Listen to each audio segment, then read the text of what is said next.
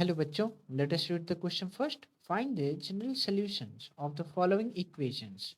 Sin 9x is equal to sin x. So to solve this question, first of all, we'll write some key concept here. The key concept is that the formula that we are going to discuss here. ठीक है. अब मान लीजिए हमें sin c minus sin d format मिलता है. ठीक है, ऐसा फॉर्मूला मिलता है. तो हम इस फॉर्मूले को कैसे एक्सपेंड कर सकते हैं? तो हम जानते हैं इसको लिखा जा सकता है टू साइन ये इक्वल टू यहाँ पे होगा, सॉरी ये जीरो नहीं होगा, ये इसके इक्वल होगा. तो इसको हम क्या लिख सकते हैं कि two sine C minus D by two into cos C plus D. ठीक, ये होगा अपना फार्मूला. ओके, सो अब हम क्या करेंगे, अब हमें ये समझना होगा कि मान लीजिए साइन थीटा साइन अल्फा के बराबर हो जाता है. ठीक है, साइन थीटा साइन अल्फा के बराबर हो जाता है और हमसे बोला जाए कि सोल्यूशन क्या होगा. तो उस कंडीशन में हम सोल्यूशन लिखते हैं n pi plus minus one to the power n into alpha. ठीक है, और यदि यही कॉस थीटा यदि कॉस अल्फा के बराबर हो जाए तो उस कंडीशन में हम सोल्यूशन क्या लिखते हैं कि two n pi plus minus alpha. ठीक है, अब हम क्वेश्चन को देखते हैं. क्वेश्चन क्या दिया गया है? क्वेश्चन है हमारे पास sine nine x that is equal to sine x. ठीक है, और यदि हम चाहें तो साइन एक्स को इधर शिफ्ट कर सकते हैं लेफ्ट में और इसको बना देंगे sine nine x minus sine x that will be equal to zero. तो अब हम जानते हैं ये पूरा टर्म हो जाएगा आपका सी और ये हो गया डी. तो हम चलते हैं फार्मूले के पास और करेंगे अप्लाई फार्मूले को. ठीक है, तो टू साइन क्या होता है सी माइनस डी यानी नाइन एक्स माइनस क्या हो जाएगा आपका एक्स बाई टू. ठीक है, इंटू कॉस दोनों को ऐड कर देंगे यानी क्या nine x plus x by क्या दो हो गया. ठीक है, that will be equal to zero. अब ये दो को हम इधर भेज के जीरो कर देंगे तो हमारे पास इधर बच जाएगा आपका sine eight x by two into cos ten x by two that will be equal to zero. ठीक है, ये दो से क्या हो जाएगा कैंसिल हो जाएगा ये आपका और यहाँ से आपका बच जाएगा साइन फोर एक्स इंटू क्या हो जाएगा ये cos five x is equal to zero. अब क्वेश्चन ये बनता है कि इन दोनों में से कोई एक जीरो होना चाहिए.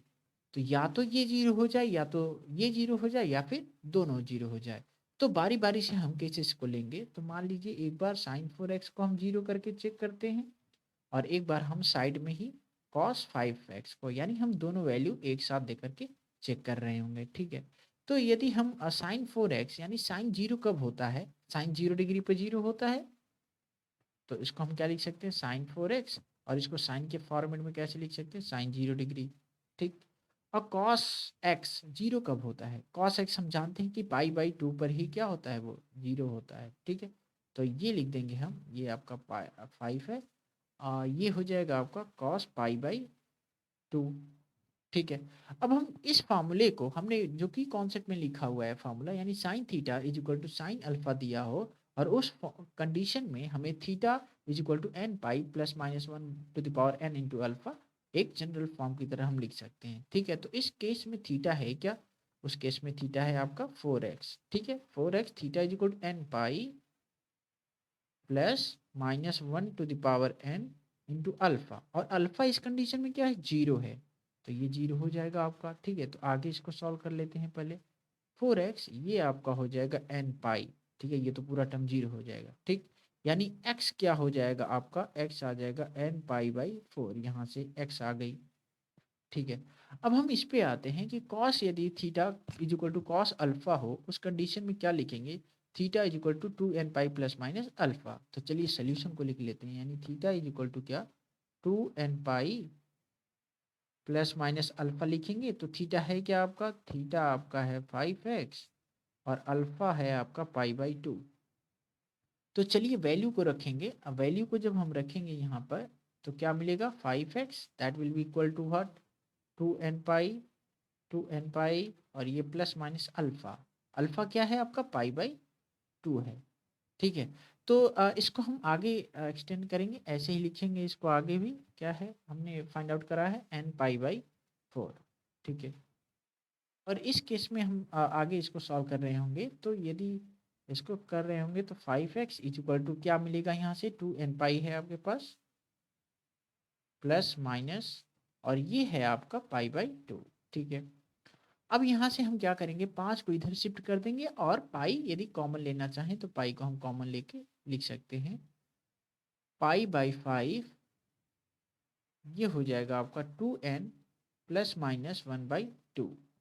ठीक है, तो फाइनली हमने फाइंड आउट कर लिया है कि दोनों केसेस में या तो ये हो जाए जनरल सोल्यूशन या तो ये जनरल सोल्यूशन हो जाए। सो क्या बोलेंगे यहाँ से, या तो ये पॉसिबल वैल्यू है जनरल सोल्यूशन या तो ये पॉसिबल जनरल सोल्यूशन है। और इन दोनों ही केस में n जो बिलोंग करता है आपका इंटीजर होता है। ठीक है, n बिलोंग्स टू इंटीजर, यानी n की वैल्यू आपका 0 भी हो सकता है, प्लस माइनस 1 भी हो सकता है, plus minus 2 and dot dot dot so on. Similarly यहाँ भी n is equal to 0 comma plus minus 1 comma plus minus 2 and dot dot dot so on. So finally we have found the general solution for the sin 9x is equal to sin x. So hope you understood it well. Best of luck.